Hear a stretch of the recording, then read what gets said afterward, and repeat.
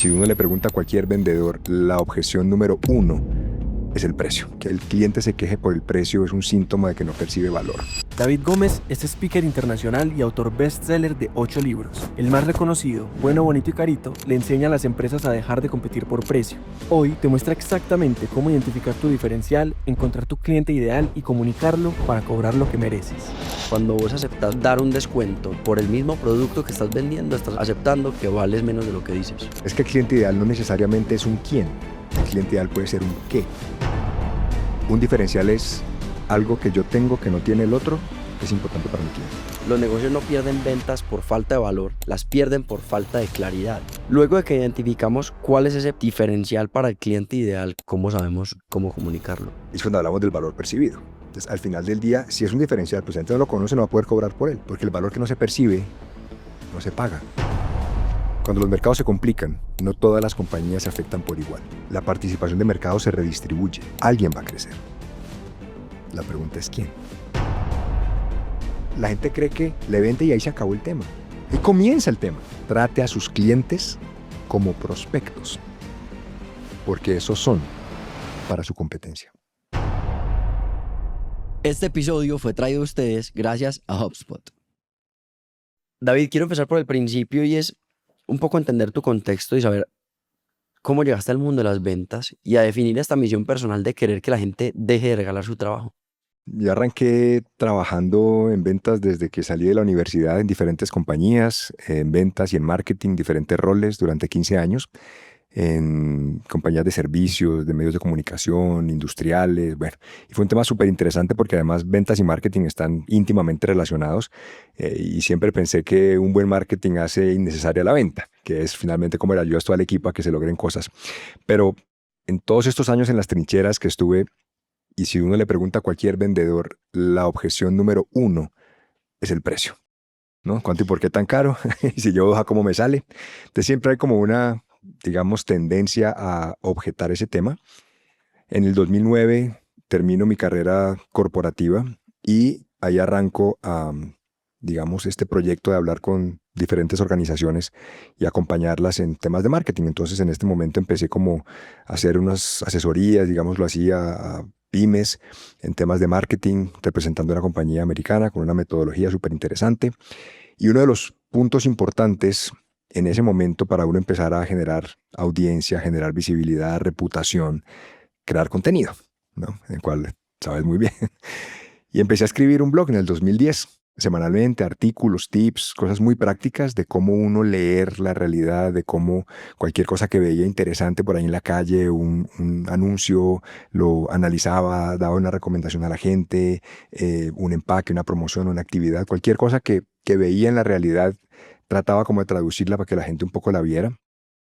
Y en ese momento, pues empecé a escribir en el blog, luego lancé mi primer libro en el 2011, que fue Facebook Toolbox, un fracaso absoluto, pero aprendí mucho. Luego en el 2014 fue un libro, El día que David venció a Goliat, que fue de marketing digital. Y en ese momento, cuando estaba todo este tema el boom de marketing online, dije, esto ya está súper saturado. Y fue cuando di un poco el giro hacia apoyar mucho más el tema comercial y el tema de ventas y el tema de diferenciarse para no competir por precio. Entonces, en ese momento, yo acababa de llegar de Buenos Aires, donde estaba viviendo ya con mi familia unos 3 años, y llegué acá y dije, bueno, vamos a ver si este concepto cala, porque uno de los dolores más importantes que veía siempre en los empresarios era la poca rentabilidad. Y obviamente esto puede tener muchas causas, desde malos manejos hasta temas de costos, etcétera, pero cuando uno analiza, el precio es la principal variable que afecta para bien o para mal esa rentabilidad. Y el precio es un síntoma. Que la gente se queje, el cliente se queje por el precio es un síntoma de que no percibe valor, de que no percibe diferenciación. Entonces dije, si realmente uno quiere apoyar a la gente para que tenga negocios más prósperos, para que pueda vivir de lo que le gusta, para que todo ese esfuerzo se vea reflejado, porque tú ves que en muchos negocios la gente más trabaja, pero aún así no le alcanza, aún así sufre el tema. Y digo, no debería ser así. ¿Cuál debe ser la variable crítica para uno poder, digamos, avanzar un poco en el tema? Y no solamente por el tema del precio, sino la diferenciación tiene muchos efectos positivos colaterales.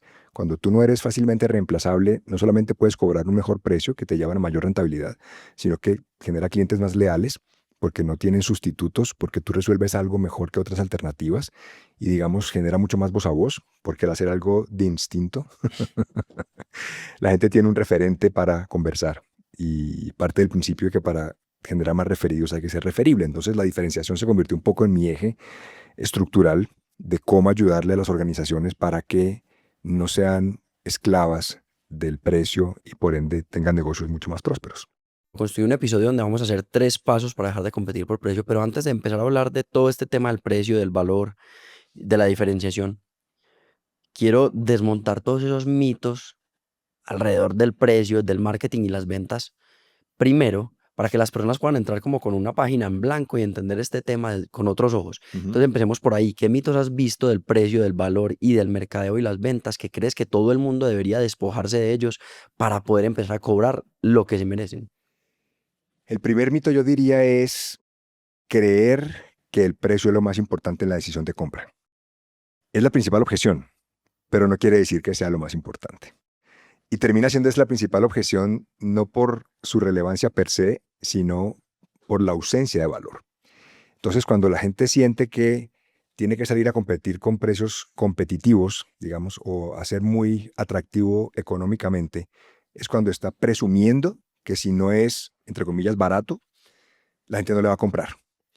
Y en América Latina, que somos feligreses del bueno, bonito y barato, donde corre por las venas el siempre pedir descuento, la ñapa y toda esta negociación, digamos, de que el precio que uno da nunca la gente cree que es el correcto.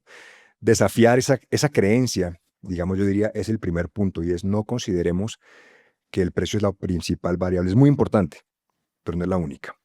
Y hay formas en las que la gente está dispuesta a pagar más si obtiene mayores beneficios. Que esto lo que nos lleva a entender es esta diferencia entre precio y valor. Entonces, precio es lo que la gente paga, que es el número, pero el valor es lo que recibe a cambio. Entonces, si a usted le preocupa que la gente lo vea caro, tiene que incrementar la percepción de valor, pero no es un tema del precio per se. Entonces, yo creo que ese es uno de los puntos importantes. Lo otro es creer que siempre ganará la opción más económica. El cliente no está buscando lo más barato. El cliente está buscando la mejor relación costo-beneficio, que es diferente. Entonces, el problema de las organizaciones no es el precio per se. El precio es una parte de la ecuación, pero esto es como un balancín, donde al final del día los mismos $100, por poner un número, ¿cómo los percibe un cliente? Caro, barato, no depende del número, depende de la correlación de beneficios, argumentos, diferenciales que recibo a cambio de. Y esto que recibo a cambio de puede ser tangible o intangible, no solamente es el producto. Entonces yo creo que uno de los puntos importantes es decir, si usted genera suficiente valor, puede cobrar por él. El problema es lo contrario, ¿no? Malito, feíto y carito. Ahí sí estamos muertos. Porque claramente la gente si no ve ese valor dice, y pasa. Hay productos caros que no entregan la promesa. Es el peor de los mundos. Pero si uno genera valor y lo visibiliza, y lo hablaremos más a fondo, es completamente diferente. Entonces, yo creo que ese es como el principal mito. El otro es, la gente es muy ligera para reducir precios. Nuevamente, creo que a veces uno simplemente por cerrar un negocio cree que esa es la variable y eso es como un mito. Entonces, yo le bajo y ya con eso cierro. El problema es que usualmente ese no es el límite. Cuando ya uno ha hecho su mejor esfuerzo, el cliente le dice, bueno, y ahora sí para que cerremos, entonces, ¿qué me va a dar? Y ya está usted con el agua al cuello. Entonces, realmente no es como uno creyera que le da tanto margen. Y el otro es creer que la gente no va a responder. La competencia me refiero. Entender que si uno quiere competir por precio, siempre habrá alguien que lo va a bajar más. Siempre hay un suicida. Siempre alguien estará dispuesto a salir del mercado antes que uno. Entonces, cuando uno entiende que le está ladrando al árbol equivocado y que le está dando una excesiva relevancia a una variable que es una consecuencia, tiene que trabajar es finalmente cómo usted sustenta eso. Entonces, yo creo que en términos generales, lo más importante es no temerle a cobrar bien si usted genera valor. Ese es el punto. David, para poner en contexto a las personas, los 3 pasos para dejar de competir por precio son definir el cliente ideal, diferenciarse y comunicarlo. Pero quiero empezar por una parte, o mejor dicho, el proceso anterior a eso, y es diagnosticarnos, entender en qué mundo estamos jugando, si el precio que estamos cobrando es bajito, si es alto, si estamos generando valor, si no estamos generando valor. Y hay una frase que me gustó mucho. La discusión sobre el precio no comienza en la negociación, sino en la mentalidad del vendedor. ¿Cómo sabemos si estamos cobrando poquito y somos nosotros mismos los enemigos de nuestra propia empresa? Y te diría que ese es el principal obstáculo. Compañías con unas propuestas de valor muy robustas no se la creen, porque por alguna razón el prado del vecino es más verde. Entonces siempre le parece que lo que ofrece el otro es mejor y más barato. Entonces vas a trabajar allá.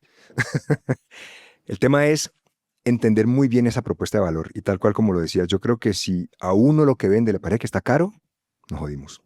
Es decir, no convence a nadie. Y pasa, ¿no? Que a veces va uno con entonces el vendedor y llega donde el cliente te pregunta, bueno, ¿y cuánto vale? Entonces el vendedor con orgullo le dice, los otros, ¿no? ¿Cuánto? No, no, como le dije, los otros. Le dije, hermano, si usted le da pena decir cuánto cuesta, estamos en el negocio equivocado. Entonces yo creo que el primero que compra el precio es el vendedor. Tiene que entender realmente cuál es su propuesta de valor, qué lo diferencia, por qué cuesta lo que cuesta y sentirse absolutamente orgulloso de lo que le va a entregar al cliente, porque vender es un acto de servicio. Vender es resolverle algo a alguien, vender es ayudarle a que esté mejor, a que evite un problema, a que satisfaga una necesidad. Al final del día es un principio fundamental y el mundo gira gracias al comercio, gracias a gente que entiende muy bien qué requiere el otro para poderle brindar una solución lo mejor posible. Pero si a usted le parece que esa solución no cuesta lo que está cobrando, o no la ha entendido, o no sabe realmente el alcance, o estamos en el negocio equivocado. Entonces, yo creo que esa previa de estos 3 pasos para dejar de competir por precio tiene que ver con entender muy bien, David, la propuesta de valor que uno tiene. La propuesta de valor es como una frase muy etérea que todo el mundo usa y que no hay como siempre claridad exactamente a qué se refiere. A veces es como un statement, una frase que dice, no, es como uno resuelve algo. La propuesta de valor en términos simples es la sumatoria de todos los beneficios que recibe un cliente cuando te compra. El producto es un pedazo, es uno de los elementos o el servicio que estés ofreciendo. El resto de elementos tienen que ver con la postventa, con la experiencia, con la asistencia técnica, con la disponibilidad de inventario, con la amplitud de portafolio, con el profesionalismo de tu equipo que te apoya, con los programas de entrenamiento, con una gran cantidad de valores que le entregas a la gente que le suman al producto. Entonces, uno de los errores más importantes es, creo yo, más comunes es cobrar solamente por el producto, pero uno no está cobrando por el producto, uno está cobrando por todo lo que conlleva ese producto, porque hay productos o servicios que sin sus complementos no funcionan. Entonces, digo yo, ¿para qué un muy buen producto o digamos un proveedor industrial de insumos para cualquier cosa si no hay una trazabilidad, si algún problema pasa, o si no hay una garantía de abastecimiento, o sea, y no hay una estandarización exactamente en los elementos que necesitas a lo largo del tiempo? Entonces, hay muchas cosas que la gente cree que solamente es comparar dos una con otra y que eso es lo que define el precio. Entonces, entender mi propuesta de valor quiere decir qué es todo lo que un cliente recibe cuando me compra, tangible o intangible. Intangible, ¿qué puede ser? La reputación de la marca. Yo me siento orgulloso de comprar esta marca porque me da tranquilidad.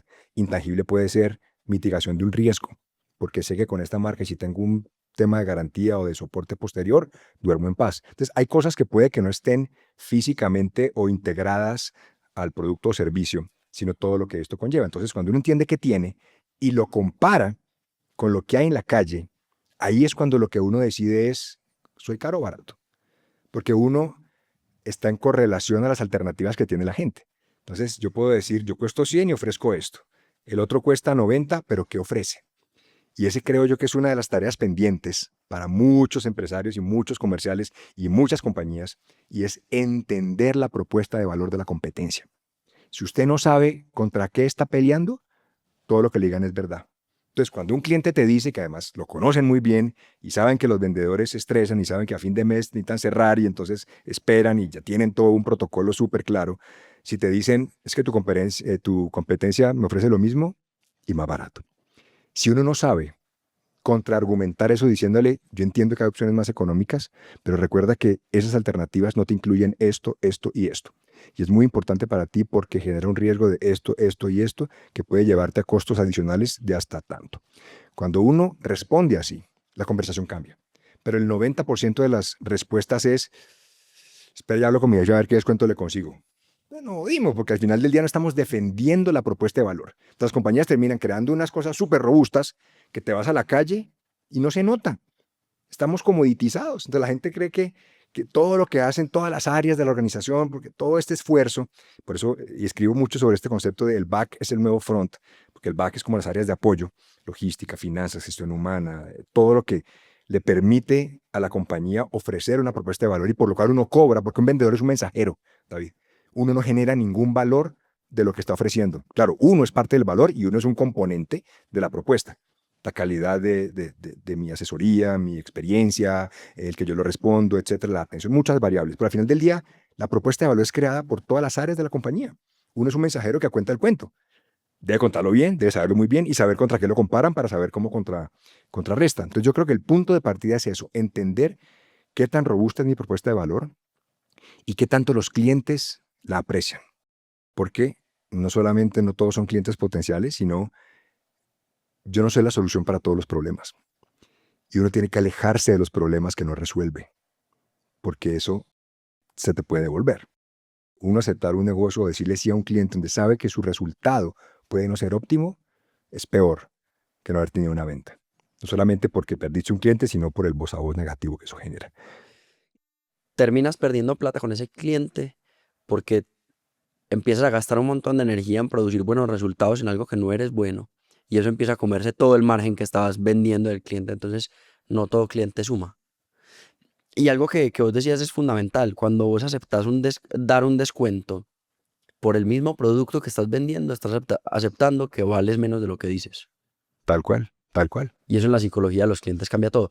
Me estoy dando cuenta de algo y es que identificar ese valor no es un paso posterior, sino que es un paso que va como transversal a los 3 pasos para dejar de competir por precio.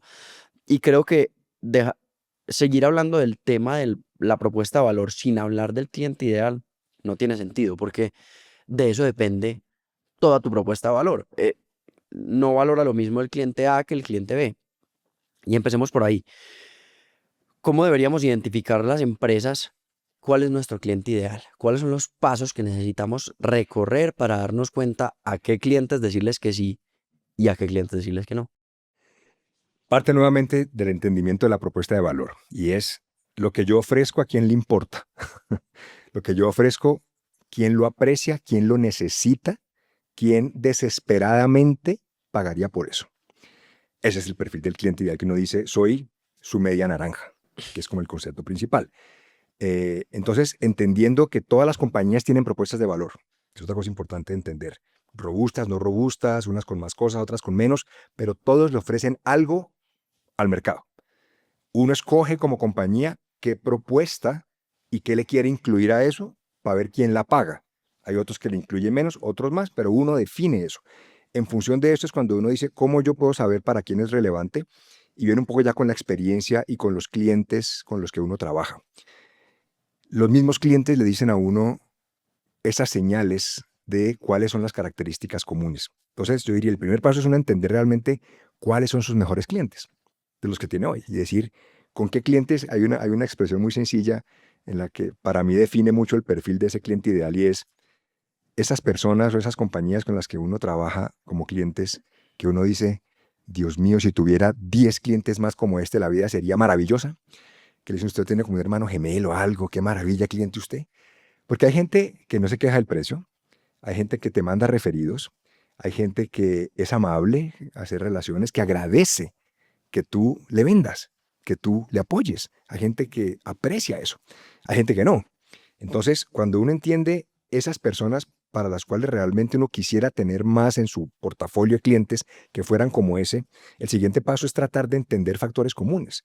Venga, ¿por qué estas personas son tan buenos clientes? ¿Por qué lo que hacemos para ellos es tan apreciado en su día a día? Entonces ahí empiezas tú a ver características demográficas, comportamientos, qué dolores tenían, ya habían trabajado con alguien antes o no, o sea, puede ser un predictor. El costo de oportunidad para ellos es muy importante. ¿Qué es lo que valoran? Y estas conversaciones con la gente de la que quieres tener más te va a dar muchas señales de qué buscar en los próximos. Para uno saber, ya sabemos que por lo general compañías de esta industria o compañías con este dolor o compañías con esta historia o compañías con esta certificación o personas con este desafío o personas que ya usan producto A pueden consumir producto B. Hay ciertos predictores que te determinan cuando un cliente tiene más chance de ser ideal. Y en esas conversaciones, incluso de entrada, puedes ganar rentabilidad sin necesidad de subir el precio, porque te puedes dar cuenta que estás ofreciendo cosas que la gente no valora. Absolutamente. Que esa es la diferencia, David, entre valor agregado y costo agregado. Que esto es importante también. Uno puede tener su propuesta de valor, tratar de decirle a alguien, esto es todo lo que yo le entrego y vale 100. Y la gente puede decir, me parece caro, me parece barato. Si le parece caro, una opción es que diga, de pronto no es mi cliente ideal. Y para el que no aprecia lo que uno vende, cualquier precio será caro. No importa cuánto lo baje. Pero sí a veces uno puede caer en el error de agregarle cosas que uno cree que generan valor, pero no generan valor. Donde para uno sí es un costo, pero el cliente no lo aprecia. Y yo te cuento una historia de hace muchos años cuando trabajaba en el mundo corporativo en la industria de pilas. Ustedes recuerdan, en alguna época, pronto estás muy joven para eso, las pilas venían con unos probadores de carga en cada pila. Las pilas tenían 2 puntitos Definitivamente donde estoy muy uno joven.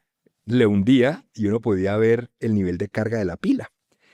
Y eso sonaba súper lógico, donde uno dice, pues claro, ¿cómo uno no va a querer saber cuánta carga le queda a la pila que está rodando en el cajón? Se le puso eso a muchas de las pilas en el mercado, muchas marcas, y la gente nunca pagó por eso. Se le quitó nuevamente. Entonces, a lo que voy es, ¿qué de lo que yo incluyo en mi propuesta de valor puede estar siendo un costo agregado que incrementa el precio innecesariamente y que al quitarlo puede que la gente no lo necesite? A veces la gente se pone a armar listas de mercado, como tengo esto, tengo esto, tengo esto, tengo esto, como si eso subiera la percepción de valor del cliente. Y a veces solamente poner 3 cosas podría justificar tranquilamente el precio que estás cobrando. Absolutamente. No por ofrecer más beneficios, entre comillas, se cobra más, si no son los relevantes para las personas.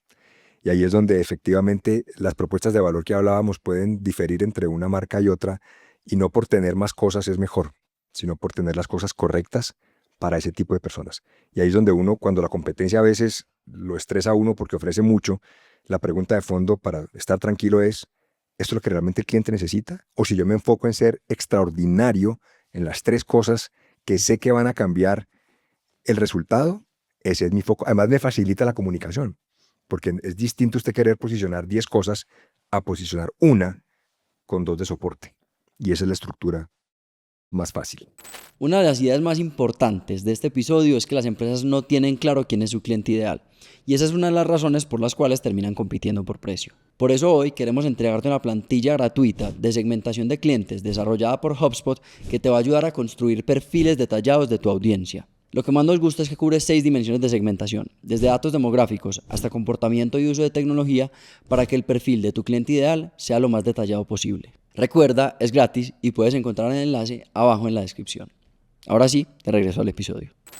Una cosa es cuando uno está empezando con una base de clientes y uno puede empezar a hablar con ellos porque pues ya tienes clientes, ¿cierto? Entonces puedes ir a hablar con ellos a ver qué valoran, qué no valoran, qué les está funcionando, qué no les está funcionando. Pero hay muchas personas que nos siguen que quieren empezar un proyecto, que están empezando un proyecto o incluso empresas que están creando una empresa dentro de una empresa. Cuando uno no tiene clientes, ¿cómo podemos definir un cliente ideal? ¿Cómo sabemos quién es esta persona que nos va a comprar y que vamos a agradecer que esa persona nos esté comprando? Yo creo que ahí arranca uno con una hipótesis de propuesta de valor. Y es decir, seguramente hay una exploración previa en la que uno, bajo su criterio, determina si hay oportunidad o no en el mercado, ¿no? Porque a veces uno es muy romántico y a uno le parece que algo es fantástico y que por eso se va a vender, desconociendo que probablemente ya hay soluciones en el mercado. Entonces, siempre la principal, yo creo, reflexión que uno debe hacer antes de arrancar algo nuevo, un negocio, es quién ya lo está resolviendo, así sea de una manera diferente. Porque todo ya se ha venido resolviendo. Puede que haya sustitutos no iguales a mi producto, que es absolutamente novedoso, tecnológicamente perfecto, pero la gente ya lo ha resuelto. Para bien o mal, ya está. Entonces, reconocer que hay otros sustitutos y entender si la gente va a estar dispuesta a resolverlo mejor, porque también hay gente que dice, como estoy perfecto, no quiero pagar más porque así me pague muy bien. Yo creo que ese es el punto de partida, entender qué hay en la calle, qué posibilidad de resolver algo mejor puede existir y en función de eso empezar a iterar, empezar a testear y empezar a prototipar, digámoslo así. Y uno arranca y en la medida que va avanzando el tema se va dando uno cuenta a quienes atrae. Porque en últimas, y es muy lindo eso, es el cliente ideal se autodefine, levantando la mano diciendo, me gusta lo que estás ofreciendo, te compro. Es una manifestación de que lo que yo estoy contando, que le estoy ofreciendo, la gente que eso le atrae, se me acerca. Entonces, esa definición de cliente ideal casi que es autogenerada por la gente que atraes, de acuerdo a lo que estás comunicando, de acuerdo a lo que estás ofreciendo. Entonces, esos diría yo son los primeros pasos que uno debe tener súper claro para poder prestar mucha atención y saber si realmente a la gente que estoy atrayendo es la que quiero atraer. Porque un error importante, y por eso digo, el hecho de que uno esté arrancando un negocio no implica que deba bajar el precio ni arrancar con promoción que para que me conozcan, que no sé qué, porque eso va a atraer al cliente incorrecto. Va a atraer a gente que solamente le interesa la oferta, la promoción, y si es lo que usted quiere, maravilloso, pero no creo. Entonces, uno debe arrancar con su propuesta de valor tal cual como es, para empezar a testear, empezar a probarla, basado en lo que hablábamos ahora de haber conocido muy bien esas oportunidades que hay en la calle. Eso necesariamente implica que cuando uno define muy bien el cliente ideal, ¿la venta es más fácil o no necesariamente? Yo creo que sí, y por eso va a estar ligado un poco al tema del diferencial, es porque a ese cliente ideal puede que haya otras compañías o marcas que también quieran atraerlo. Sin embargo, si mi propuesta tiene algo mucho más relevante, mucho más atractivo y distinto a lo que la gente puede encontrar en la calle, allí es donde la venta no es tan compleja porque finalmente no hay sustitutos, o por lo menos directos. Entonces, yo creo que cuando las personas reconocen el valor que uno le está generando, cuando de verdad mi solución le está resolviendo algo o mejorándole en algo, la negociación no es de empujarle algo a alguien, porque ese es el problema. Y viene todos estos regateos y viene todo el tema de la fricción de la venta. Es porque o la gente no lo considera necesario, por lo cual dice, pues a menos que sea bien barato, pues si no, ¿para qué? Porque igual no lo necesito, no es urgente. Entonces, cuando uno sí encuentra a la persona a la que le genera valor, que lo necesita, que de verdad los beneficios de eso superarán lo que va a pagar, la fricción es mínima. Porque al final del día estás resolviéndole algo que es importante para la persona. ¿Cómo podemos descubrir todos los clientes ideales que tenemos si solamente le vendemos a un tipo de cliente ideal? Me explico. Tengo una empresa de servicios y defino un cliente ideal. Digo, mi cliente es de este tamaño, tiene tantos empleados, es de esta industria. Ahí definí un cliente ideal que me deja mucha rentabilidad, que me está dejando buenas ventas. Si queremos buscar otros clientes ideales, ¿cómo lo podemos hacer si estamos tan enfocados en venderle solamente un prototipo de cliente? Porque es que el cliente ideal no necesariamente es un quién. El cliente ideal puede ser un qué. Quiere decir, ¿qué le estoy resolviendo tan bien a este segmento de clientes que otro tipo de personas u organizaciones tengan el mismo dolor o tengan la misma necesidad? Entonces, cuando uno dice, ¿qué es lo que yo resuelvo al final del día? Puede ser transversal. Y ahí es donde uno dice, no necesariamente es una persona, puede ser un dolor. Y te digo, en nuestro propio caso en la compañía, cuando me dicen, David, tú has trabajado con, no sé, banca, seguro, salud, tal, en esta industria, digo, sí, es que mi tema no es un sector, mi tema es un dolor.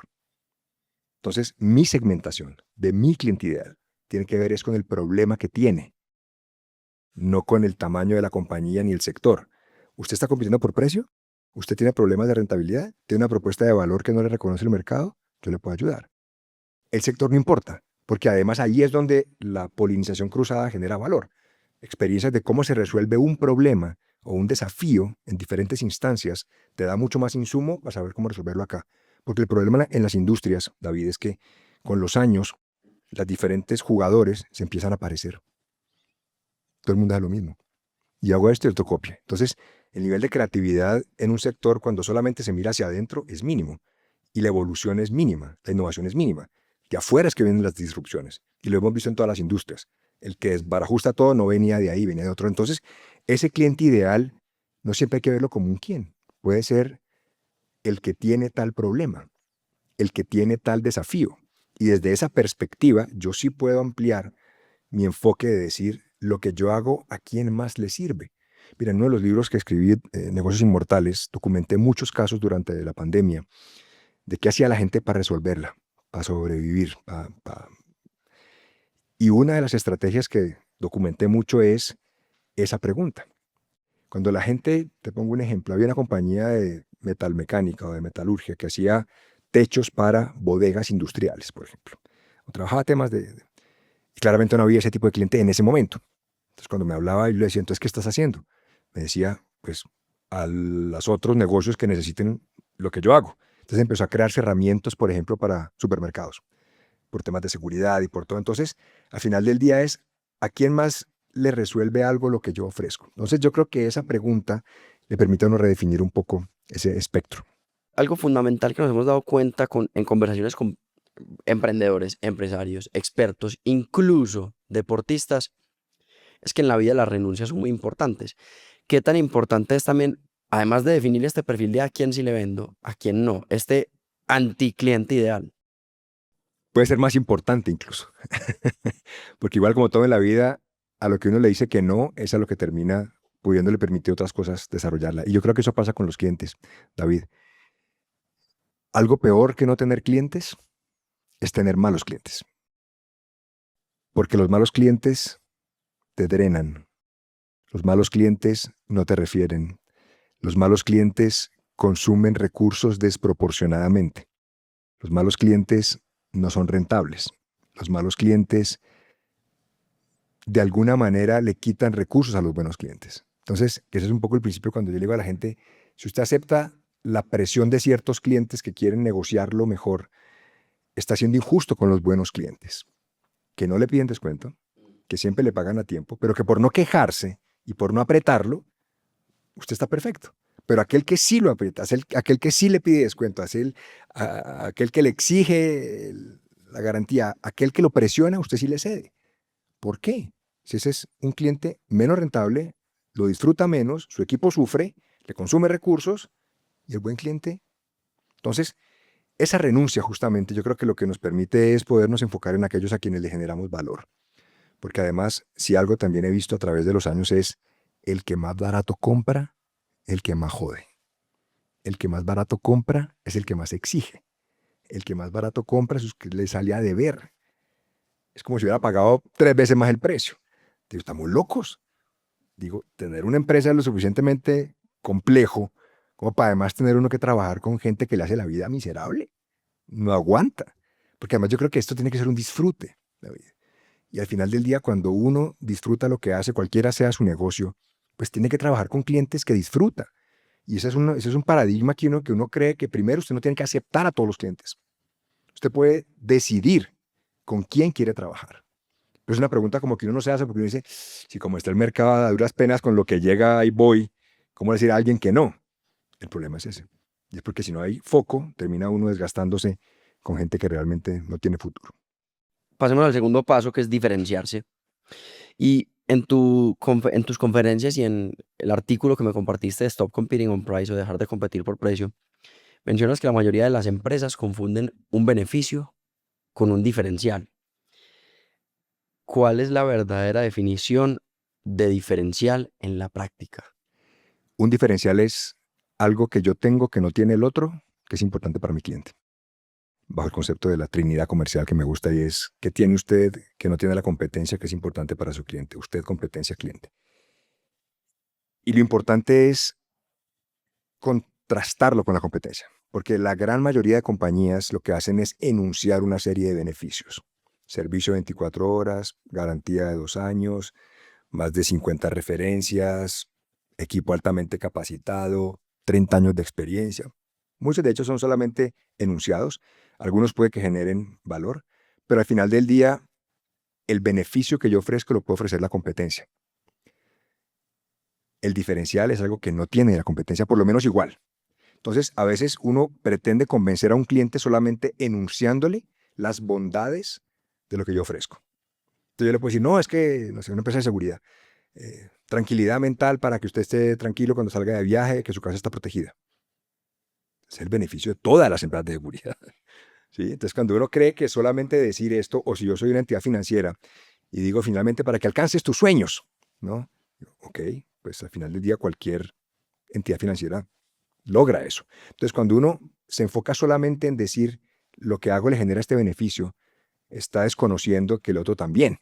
y a los ojos de los clientes que conocen mejor la competencia que uno, al final del día termina seleccionando por el precio, pero es por eso, porque no ve diferencia. Entonces, un beneficio es algo que yo ofrezco, pero el otro también puede ofrecerlo. Un diferencial, algo que yo ofrezco, pero el otro no lo ofrece de la misma manera. Ahorita me quedó una pregunta cuando hablamos del precio y es que decías que el precio es importante, pues es una variable importante, pero no es la más importante. Hay mercados donde el precio sí puede ser un diferencial. Indudablemente, y yo creo que sí hay mercados que son 100% comoditizados, donde será muy complejo cambiar esas condiciones. Y de hecho hay productos que se transan como commodities per se, donde crear diferenciales es muy difícil porque no hay mucha expectativa del cliente respecto a si yo ofrezco algo adicional, la gente lo va a pagar o no. Entonces no es que no pueda yo ofrecer cosas distintas. El problema de fondo es que la gente no esté dispuesta a pagar por eso. Porque al final del día el límite de mis diferenciales está hasta donde la gente está dispuesta a pagar. ¿Por qué?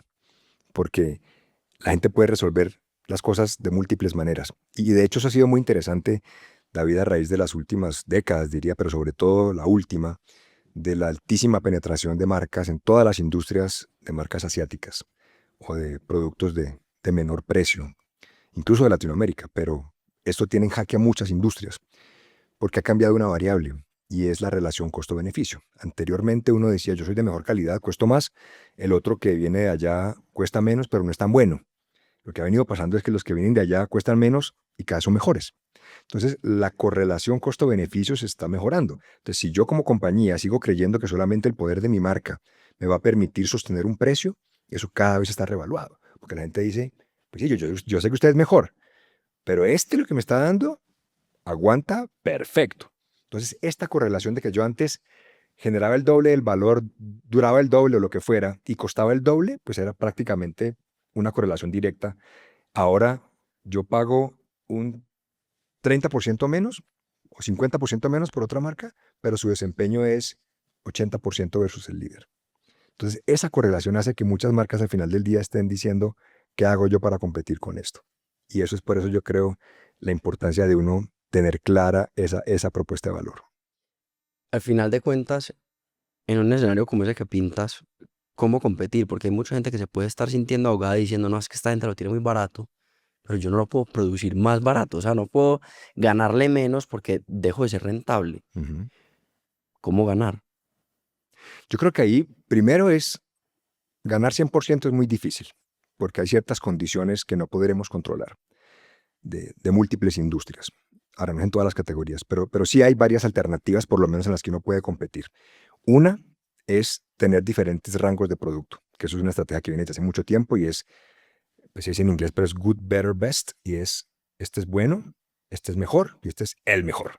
Entonces, este vale 70, este vale 100, este vale 130. Entonces, es como desplegar y hacer opciones más light, pues llamarlo así, para que sean más accesibles, que es lo que en muchas industrias termina pasando. Entonces, es el vehículo que no viene con todos los aditamentos, pero viene con lo básico que para ti es importante, entonces le redujimos un poco costos. Entonces, digamos que muchas compañías están creando versiones un poquito más económicas o crean lo que se llaman fighting brands o marcas de combate, que es para tratar de pelearle a esta teniendo esta acá, fortalecen un poquito el tema de la marca, pero a fin de cuentas, vuelvo al punto de la relación costo-beneficio. Porque en muchos casos puede implicar quitarle cosas a tu oferta para hacerla más accesible. Porque la pregunta de fondo sigue siendo, ¿me mantengo queriendo convencer a gente que es para que pague por cosas que probablemente no va a pagar? Y tú lo ves en muchas categorías, la gente está comprando cosas más económicas porque aquello por lo que pagaba más decía, yo puedo transarlo, esto me parece perfecto, reconozco la marca, pero al final del día esto cumple con mi expectativa. Entonces, saber que si yo me quiero quedar acá arriba, este mercado pues es muy específico y decidir si este es el mercado que yo quiero atender porque no es infinito, es muy concreto, con expectativas de servicio claras. Entonces, lo que están haciendo estas marcas es un poquito llevarnos a hasta dónde yo puedo competir para que sea rentable. Y lo otro sí, vuelvo al punto de la diferenciación. Porque si algo no tienen estas otras compañías, probablemente por masividad, es la diferenciación. Entonces ahí es donde uno juega, depende del tipo de negocio que uno sea. Si yo soy una multinacional que estoy peleando contra China, pues mi estrategia va a ser distinta. Así soy un pequeño negocio que tiene que ver cómo lo resuelve, tengo más flexibilidad para poder personalizar cosas y hacer, digamos, esta cercanía, esta experiencia u otros elementos que probablemente este competidor de bajo precio no logre. Entonces yo creo que allí, dependiendo del contexto, pero finalmente es cómo sigo siendo la mejor relación costo-beneficio. Quizás la pregunta en ese ejercicio que hiciste ahorita del 80% menos de rendimiento y nosotros, pues, y una empresa decir, no, es que sabes que no me da para producirlo ese costo. La pregunta no debería ser como no me da con lo que tengo ahora, sino qué puedo hacer yo para competir con ellos sabiendo que las especificaciones son un 80% y no un 100% que es lo que yo estoy ofreciendo. Y, por ejemplo, con empresas de China, de Asia, puede ser que el servicio postventa, al estar más cerca de tus clientes, sea un diferencial tan grande que el costo de las reclamaciones sea suficientemente importante como para que las personas te compren a ti sobre ellos. Claro. Mm, ¿Tienes algún test o alguna forma práctica en la cual nosotros podemos identificar el diferencial al interior de nuestras compañías? El mejor es preguntarle a los clientes, David, y es, uno puede creer que lo diferencia, pero el mejor test es quien ya te está pagando por él. Entonces, cuando uno, que de hecho es una recomendación muy sencilla, pero muy efectiva, cada vez que uno tenga un nuevo cliente, la primera pregunta que debería hacerle después de agradecerle por el negocio es decirle, ¿por qué me escogió? ¿Por qué me compró? ¿Por qué vino acá? ¿Por qué le dio clic? ¿Por qué firmó el contrato? O sea, ¿por qué se decidió por nuestra opción? Porque tenemos claro que los clientes hacen la tarea previamente. Ya lo vieron a usted, vieron a su competencia. ¿Por qué los quedaron a usted? Entonces, cuando el diferencial se está demostrando en términos de elección e inversión, ese es el mayor test. Porque uno sí puede elucubrar todo lo que quiera y fumarse la verde y decir, no, otro los magos en esto. Pero si el cliente no paga por eso, socio, eso es simplemente saludo a la bandera. Entonces, lo mejor es entender eso claramente. Venga, ¿usted por qué me escogió a mí? Y si es un cliente regular, preguntarle a los clientes. Oiga, ¿qué me diferencia? Usted ha trabajado con otros proveedores. ¿Qué cree que hacemos distinto? Porque los clientes no son entidad de beneficencia, ¿no? Eso es claro. Entonces saben que algo hacemos bien. ¿Qué estamos haciendo bien? Y eso que el cliente le dice a uno no siempre es lo que uno cree. ¿Qué cosas simples y sencillas te has dado cuenta que hacen más la diferencia de lo que nos damos cuenta a la hora de hacer una venta? Que terminan siendo verdaderos diferenciales sobre cosas que estábamos sobredimensionando y creíamos que eran donde estaba el verdadero valor. Tiempos de respuesta, por ejemplo. Los clientes aprecian mucho que uno responda rápidamente, que uno esté disponible, que tenga precisión en la información, que haya claridad en la comunicación, que si algo va a salir mal lo sepan con antelación, que les des alternativas, que estés presente, que construyas relaciones, que te preocupes por el resultado del cliente y no solamente por la venta. La venta es la consecuencia. Pero realmente las compañías que yo veo y los equipos comerciales más exitosos son aquellos cuyo foco es cómo le ayuda a mi cliente a que le vaya mejor. Entonces no es la colocación de un producto o la venta de un producto, es lo que el cliente va a hacer con eso, si le funciona o no. Y yo pongo el ejemplo más básico porque eso lo desarrollé mucho en el libro Contigo hasta la muerte, que es el arte de cultivar clientes de por vida, la recurrencia. Ahora hablábamos fuera de cámaras de que es más rentable las siguientes ventas que la primera por el costo de adquisición, claramente. ¿Cómo genera uno eso? Y al final del día es generarle resultados al cliente. No es lo que yo vendo, es para lo que el cliente lo va a usar. Entonces te pongo el ejemplo más sencillo. Clases de guitarra. Entonces uno quiere aprender a tocar guitarra. Dice, qué maravilla, me encantaría, porque tal. Pero entonces arranca uno clases y uno siente que no avanza. Y el profesor te manda a ensayar la escala pentatónica. Y uno, hijo, no suena a nada, y aburrido. Y uno aborta. Al final del día, el profesor que es el proveedor te pudo haber dicho, yo hice mi tarea. Yo le expliqué. Yo sé del tema. ¿Cuál era el objetivo realmente? Que la persona aprendiera. Pero cuando uno se enfoca solamente en yo hice lo que tenía que hacer, yo entregué el producto, yo vendí el servicio, no resuelve nada. Si yo lo que tengo como objetivo es que mi alumno aprenda y se anime a tocar guitarra, el proceso es diferente. No es decirle, aprenda la fundamentación, probablemente es importante, pero si no le pongo victorias tempranas, abortará. Entonces, en la primera clase puede llegar a la casa ya sabiendo 3 notas para cantar media canción para el hijo. Eso hace que continúe. Entonces, cuando uno se enfoca en el objetivo de cómo le ayuda a mi cliente a que le vaya mejor, yo creo que ese es uno de los diferenciales más importantes que existe y que tiene que ver de alguna manera con la experiencia. ¿Cómo hacemos cuando estamos vendiendo algo que necesita tiempo para poder que las empresas vean resultados?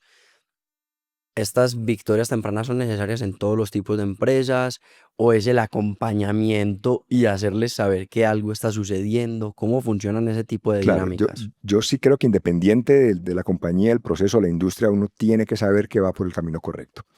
Y estas victorias tempranas no siempre son grandes logros, a veces son simplemente reportes de avance, de saber en qué está el tema. Mira, te lo pongo de un ejemplo. Hace poco trabajaba con unos grupos de agentes de bienes raíces, como agentes inmobiliarios, que hacen es buscarte inmuebles que estás buscando. Es un proceso que toma tiempo, de ver inmuebles, de identificar si cumple con los requisitos, y a veces pasan 1 o 2 semanas en las que tú como cliente no sabes qué está haciendo tu agente. Si ha visto casas, si no ha visto casas, si ha hecho un filtro, no sé qué. Y parte de lo que hablábamos era una forma de demostrarle al cliente que está pasando algo, es contarle semanalmente un reporte, un mail diciéndole esto fue lo que pasó esta semana. Entonces, puede que no sea una victoria per se en términos del objetivo final y del indicador que estamos buscando, pero son procesos predictivos que si yo sé que algo está pasando, la probabilidad de que el indicador se dé es mayor. Si no ha pasado nada, pues estamos En la en olla. la olla. Entonces, por eso, sí, en muchos casos estas victorias tempranas no necesariamente es un gran logro, puede ser simplemente el logro fue, ya identificamos por lo menos dónde queremos buscar, ya quitamos aquellas zonas que no eran las que nos interesaban, ya definimos un perfil perfecto, eso ya es un avance, porque te va a predecir un futuro mucho mejor. Entonces, no siempre es el logro, pero sí es que uno vea que está en el camino correcto.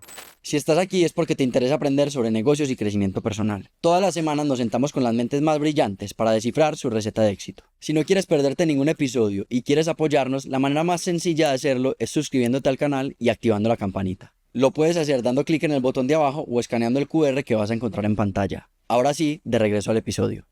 A mí me gusta mucho el mundo de las ventas que lo que se ve que es la interacción con el cliente termina siendo un resultado y el paso final, pero todo lo que hemos hablado anteriormente es quizás igual de importante que la venta como tal de ir a hablar con clientes, porque si no sabes a quién le vas a vender, qué te diferencia, estás en la olla.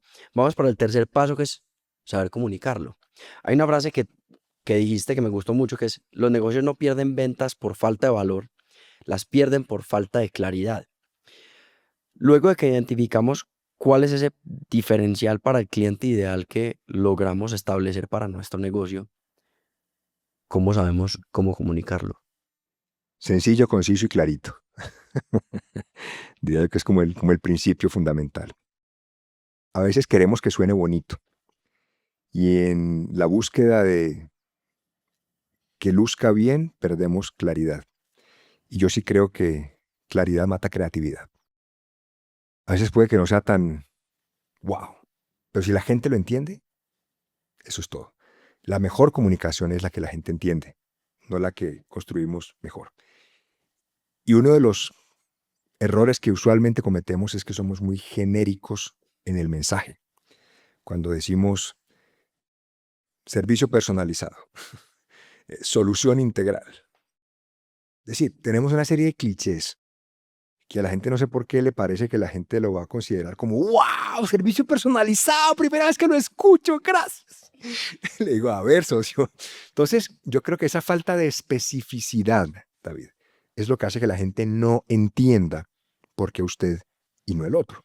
Entonces, y siempre uso algunos ejemplos, de hecho, incluso hay uno que me divirtió mucho. Cuando viví en Buenos Aires hay un almacén de zapatos. Cada par de zapatos cuesta $500. Y dice, ¿what? ¿Qué los hace diferentes? Resulta que lo que los hace diferentes es que solo hacen un par de cada diseño por talla. Entonces, un diseño X solo hacen 11 pares del 35 al 45 y ya. Usted llega a buscar, vea, tiene este en 40, uy, ya se vendió. Bueno, uno aquí le diría todo 39, pero eso le cede, ¿no? Si algo le queda ancho, le cede, métale papel periódico con vinagre a medianoche, 2 cuchillos. Pero ese es su diferencial, que uno podría llamar diseño exclusivo, ¿no? Entonces, piensa en la diferencia de si uno comunica diseño exclusivo. Qué pereza, primero. Segundo, lo dicen todos. Pero tercero, ¿crees que la gente entendería si uno dice diseño exclusivo que se refiere a que solo hace un par por diseño por talla? Entonces, ahí está el quiebre. Entonces, ¿cómo lo comunican ellos? Dicen, cuando te muestran una foto y muestran un zapato izquierdo, te dicen, hicimos muy pocos, este y el derecho. Asterisco, hasta agotar stock de 1. Entonces, a donde voy con esto es que a menos que uno evidencie el diferencial, la gente no la agarra. ¿Por qué usted y no el otro? Porque es que a diferencia del otro lo atendemos en 3 horas en vez de 7. Entonces, eso a veces puede que no suene tan lindo, digamos, pero es claro. Y al final del día, si el diferencial no es claro, pasa de agache. Es como no tenerlo. Entonces, la comunicación tiene que ver con eso, con una claridad absoluta de cómo yo le explico a la gente que lo que tengo le resuelve algo, pero además que no es tan común, porque esa es la otra. Entonces, terminamos diciendo cosas genéricas, ¿no? Excelente servicio. Siempre le digo a la gente, ¿por qué le parece que el servicio es un diferencial? Y segundo, ¿cómo estamos comunicando que es un diferencial? Yo digo, ¿qué significa buen servicio? Es tiempo de atención, es soporte postventa, es cumplimiento de garantías, es la amabilidad de la gente. Tiene muchas acepciones o interpretaciones del servicio. Pero segundo, ¿qué dice la competencia? No conozco la primera compañía, David, que diga, aquí el servicio es regular, pero la calidad es muy buena. Obvio. Entonces, ¿por qué nos cuesta tanto ver desde los ojos de los clientes que lucimos exactamente igual? Y siempre le digo a la gente un test. Coja 3 competidores, entre las páginas web. Mire qué están diciendo. Compárela con la suya. Le garantizo que hay una alta probabilidad de que estén hablando de las mismas variables que usted está hablando, porque son las propias de la categoría. Usted vende ropa, le va a hablar de diseños, va a hablar de texturas, o puede hablar de, como una compañía en Portugal que habla de la transparencia en toda la cadena de abastecimiento como su principal diferencial. Y su eslogan es, hecho con transparencia en Portugal. Es diferente a yo decir lo mismo que todo el mundo usa. Entonces, yo creo que esa miopía que uno a veces tiene de creer que lo que hace es súper guau, porque uno sabe por dentro, porque la gente no sabe por fuera, es lo que crea este gap. Y esa es la mayor oportunidad que existe en las compañías, David. Mira, un poco en mi experiencia he trabajado a esas alturas con más de 470 empresas. La gran mayoría de compañías, la inmensa mayoría, tienen mucho valor, generan mucho valor. Y yo me siento con la compañía y me muestran su propuesta de valor y me dicen por qué somos una muy buena opción. Te vas a la calle y uno está. Pregúntale a un cliente, ¿por qué esta compañía? La mitad de las cosas que están en el papel, la gente no las sabe. Entonces, el problema es ese. Y cuando hablamos de comunicación no hablo de publicidad. Claro, es uno de los vehículos. Hablo de una conversación de un vendedor con un cliente. Hablo de una negociación. Hablo de una renovación de un contrato. Entonces, si yo no saco a relucir cuáles son mis capacidades, cuáles son mis argumentos, por qué yo cuesto lo que cuesto, por qué soy una mejor opción para usted, por qué eso es importante para usted y por qué lo requiere ya y por qué es un gran riesgo no tenerlo, no le va a dar valor. Si la gente no lo sabe, verdaderamente es un diferencial. ¿No? Pues es un diferencial, porque no es reconocido. Es cuando hablamos del valor percibido. Entonces, al final del día, si es un diferencial, pues la gente no lo conoce, no va a poder cobrar por él. Porque el valor que no se percibe, no se paga. Entonces, ¿yo por qué voy a pagar por algo que yo no sé qué obtengo? Yo pago por lo que veo, pago por lo que sé, o pago por evitar el riesgo que usted me está diciendo que puedo evitar. Pues al final del día solo me estoy enfocando en vender un producto y en sus características, yo lo estoy comoditizando. Entonces la gente se queja de que es que ahora nos ven como commodities, que el cliente se queja del precio y digo, ¿y de quién es la culpa? ¿Del cliente o nuestra?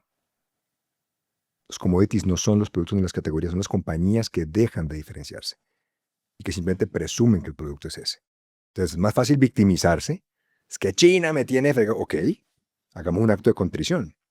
¿Qué tanto valor estamos generando por lo que estamos cobrando? De pronto nos está exigiendo ser más eficientes. De pronto nos está exigiendo ser más claros en la comunicación. De pronto nos está exigiendo enfocarnos en el mejor tipo de cliente. Entonces, es muy fácil quejarse del ecosistema. Y siempre pasa todo, especialmente en nuestros países, ¿no? Desde temas políticos, sociales, económicos, tenemos todas las variables. Y sí, pues si algo he aprendido, David, y lo aprendí con negocios inmortales, cuando los mercados se complican, no todas las compañías se afectan por igual. La participación de mercado se redistribuye. Alguien va a crecer. La pregunta es ¿quién? Esa es la perspectiva. Pero si usted arranca pensando que porque el mercado está muy complicado, perdiste. Hay gente que aún en mercados decrecientes crecen. Cuando uno reconoce y tiene esta humildad de decir, sí, somos buenísimos, pero somos pésimos comunicándolo, ya sabemos en qué hay que trabajar. pero ni siquiera pasa eso. Y mire, te digo, uno de los desafíos más grandes es, a mí me dan mucho la misión de movilizar equipos comerciales para que defiendan el valor. Pero mi primera conversación con las compañías es devolverme un paso atrás. Antes de que ustedes me digan que hable con su equipo, quiero entender qué le han brindado ustedes a su equipo para que defienda el valor en la calle. Porque nadie puede defender afuera lo que nos ha generado adentro. Entonces, no podemos mandarlos como mártires a que se defiendan con un cepillo de dientes en un mercado absolutamente artillado. ¿Cuál es la propuesta de valor? ¿Cuáles son los diferenciales? ¿Por qué habrían de preferirlo a usted? Y esto no es apunte de garra. Es que esto no es motivación. No, la gente se motiva cuando entiende que tiene la mejor propuesta del mercado. Y cuando sabe que puede ganar. Y cuando siente respaldo de su empresa. Pero el principal obstáculo de un vendedor es su propio equipo. Que no se pone la camiseta para decirle, yo estoy con usted, no en el frente de batalla, pero estoy aquí, a su lado.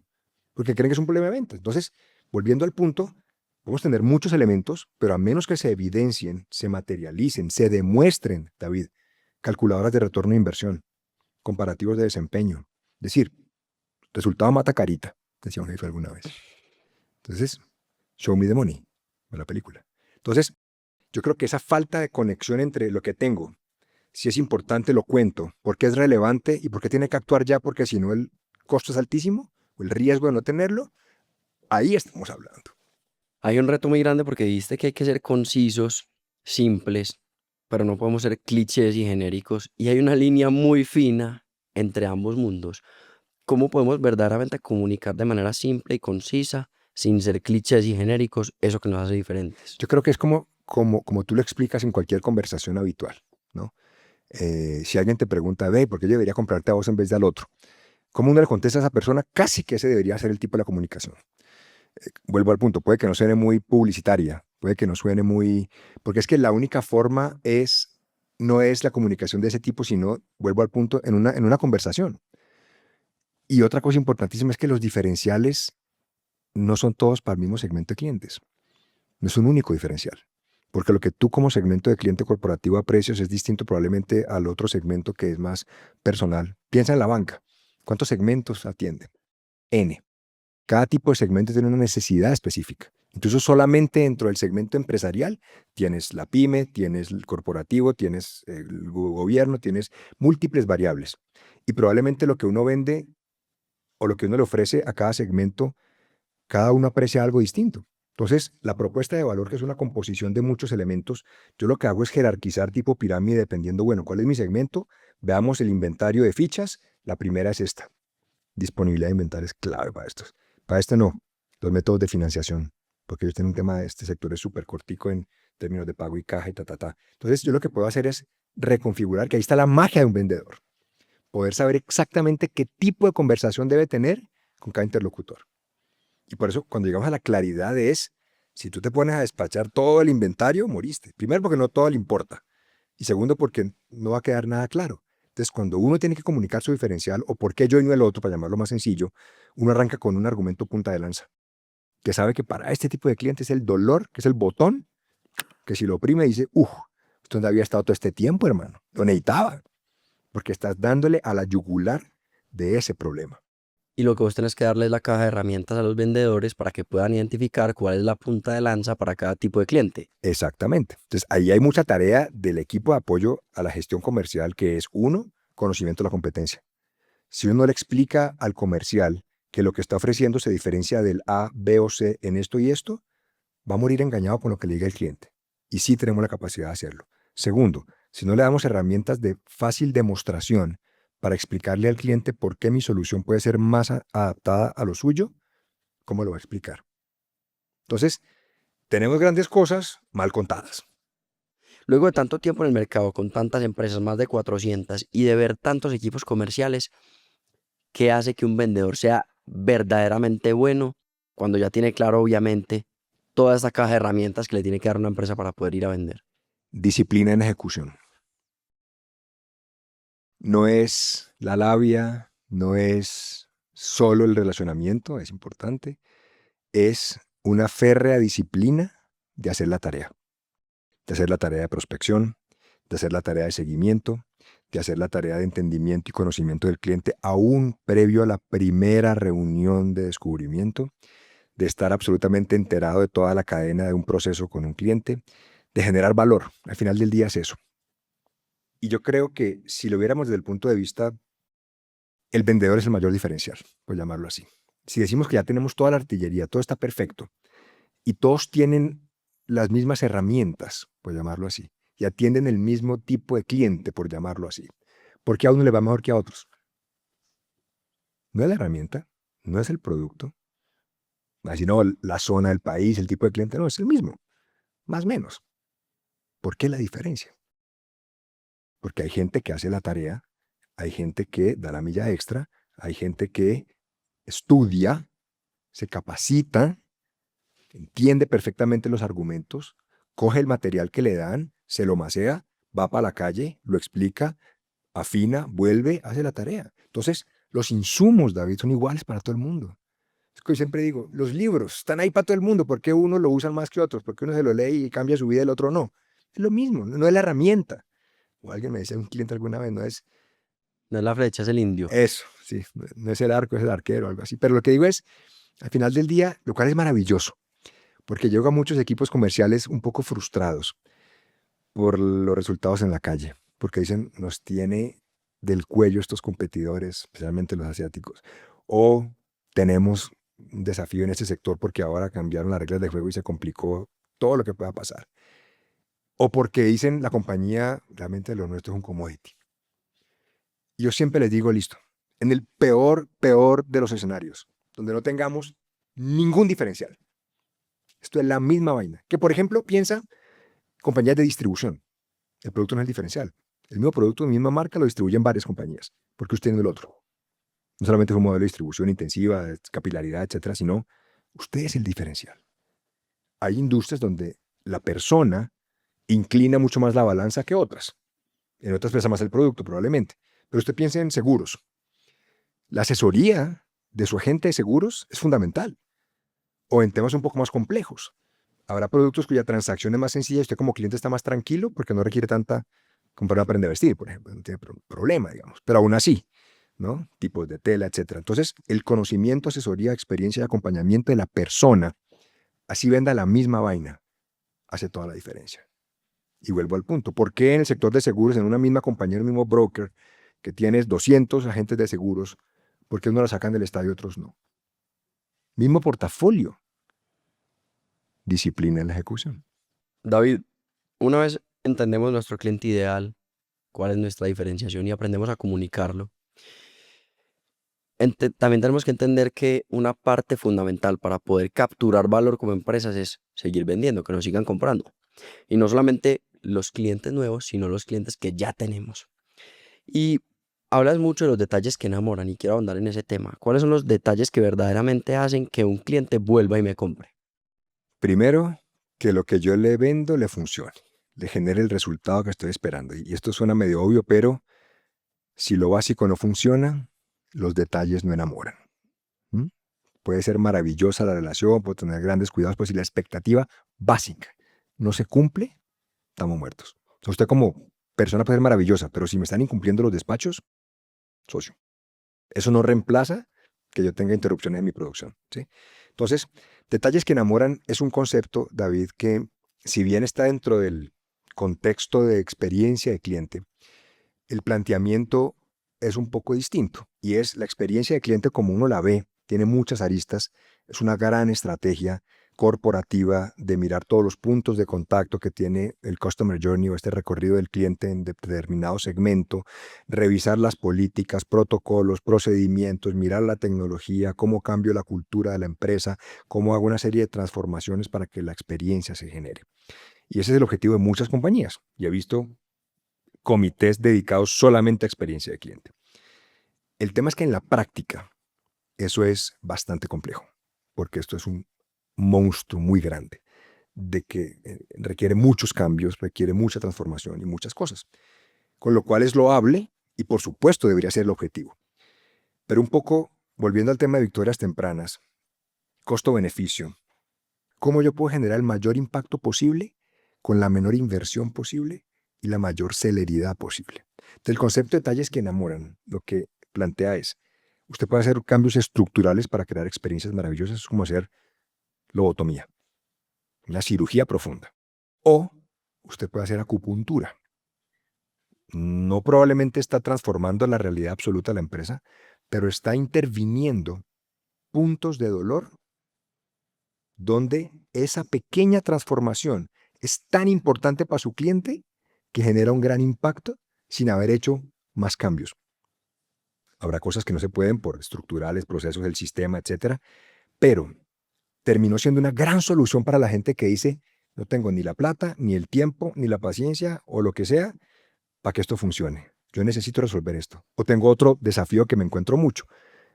Mi compañía no copia o no comparte esta filosofía de que hay que cambiarla. No depende. Entonces la gente se frustra porque el sistema no funciona como debería ser. Digo, ¿qué sí controla usted?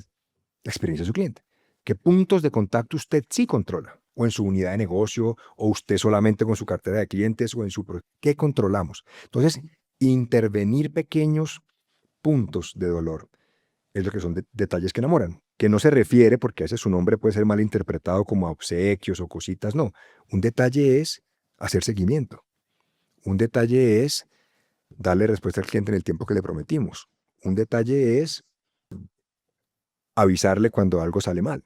Entonces, el detalle tiene que ver con aquellas cosas que ni siquiera cuestan, David, pero que el cliente valora infinitamente. Entonces, la relación costo-beneficio es brutal. Y lo escucho con muchas compañías que luego me cuentan lo que han hecho, desde obviamente cosas de una nota a mano que le mandan a su cliente gracias por haber estado con nosotros, hasta cambios completamente distintos. Ahí es donde uno puede crear mucho impacto, victorias tempranas, constantes, volverlas un proceso sistemático para reiteradamente sorprender y crear esa lealtad y la recurrencia. David, para terminar, tenés una frase que me gustó mucho para que la gente entienda cómo conservar sus clientes. Y es que lo que crea divorcios de pareja es lo mismo que crea divorcios comerciales. ¿Cómo logramos que los clientes que tenemos nos valoren tanto que se queden con nosotros? Esa analogía es muy interesante porque y usualmente cuando le digo a la gente, bueno, ¿por qué se divorcia la gente? ¿No? Te salen todo tipo de respuestas, ¿no? Desde ¿no? incompatibilidad de caracteres, digan eso, no, pura notaría. Y salen todo tipo de respuestas, ¿no? Por la plata, porque consiguió otra, por comunicación, por lo que sea. Y la conclusión al final del día, David, es que así como en las relaciones humanas, en las relaciones comerciales, se presume el amor. Y con los años se va volviendo monotonía. Entonces ya es como cuando ve uno a la esposa como una hermanita, ¿no? O como cuando le dicen a uno, ya uno no vuelve a decirle a la pareja que, mi amor, te amo, ¿no? Si usted ya sabe que yo la quiero, mi amor, no, dígame que me ama, ¿no? Entonces se olvidan los detalles. Y si uno mira el comportamiento del ser humano cuando arranca una relación y lo comparas con 2 años después, 5 años después, 20 años después, no siempre es el mismo. Entonces, el punto de fondo es, el amor que no se cultiva todos los días, muere todos los días, porque es como la florecita. Entonces, lo mismo pasa con los clientes. Uno dice, ese cliente es nuestro.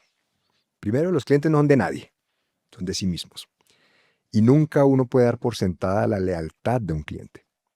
Por eso siempre la recomendación es, trate a sus clientes como prospectos, porque esos son para su competencia. Uf, Cuando usted entiende que el crecimiento de su competencia va a venir de sus clientes, piénselo 2 veces. Porque ¿qué hace la competencia cuando usted se relaja? le roba a los clientes.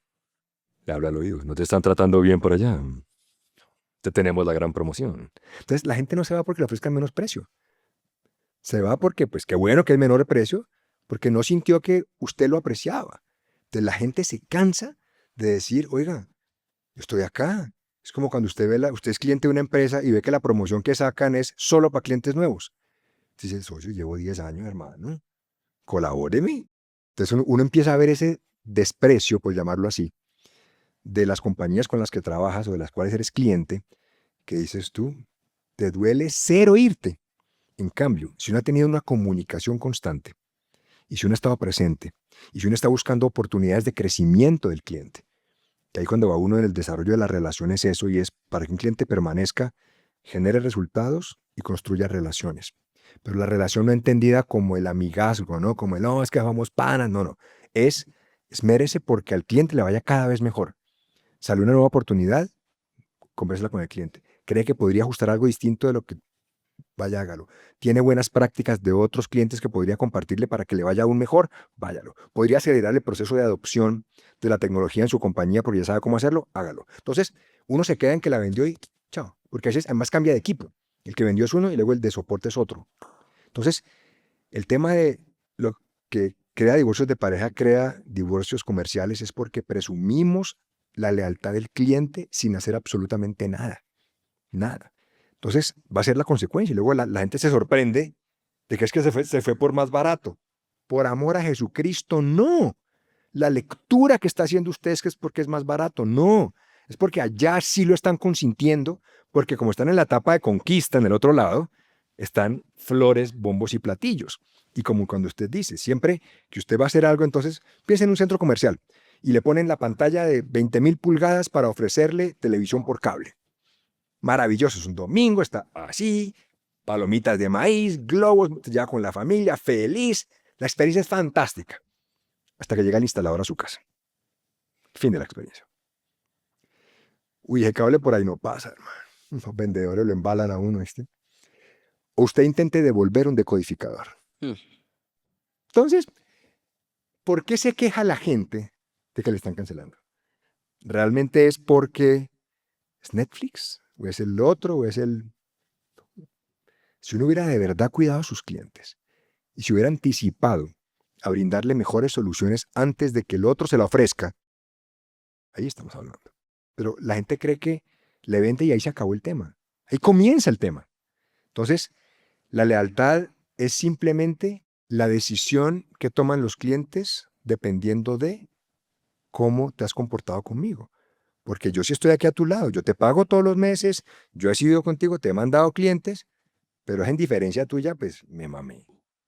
Qué pena, y llegó este que está pinta bien, así que muchas gracias. Pero la lectura que hace la gente es incorrecta, no es el precio, es el descuido de los clientes. Creo que les hemos dado herramientas a todos para dejar de competir por precio, para que entiendan cómo encontrar su propuesta de valor, definir su cliente ideal, comunicarlo. Así que vamos a pasar a preguntas rápidas, no tan rápidas. ¿Cuál es el mejor consejo que te han dado? Crean usted. ¿Cuál es un libro que te ha marcado? Duct tape marketing, como cinta de duct tape, ¿se llama así? A ver, ponemos la carátula en... Sí, después te mando es ¿Cuál es el principio que rige tu vida? servir. Qué curioso, te iba a decir algo. ¿Cuál es un libro que te ha marcado? Esa pregunta la hicimos hace 5 días, 4 días, el lunes, con una invitada, y dijo tu libro de Bueno, Bonito y Carito. ¿Cuál es tu definición de éxito? Felicidad. Y si las personas pudieran quedarse con un solo aprendizaje de este episodio, ¿cuál sería? Ser diferente.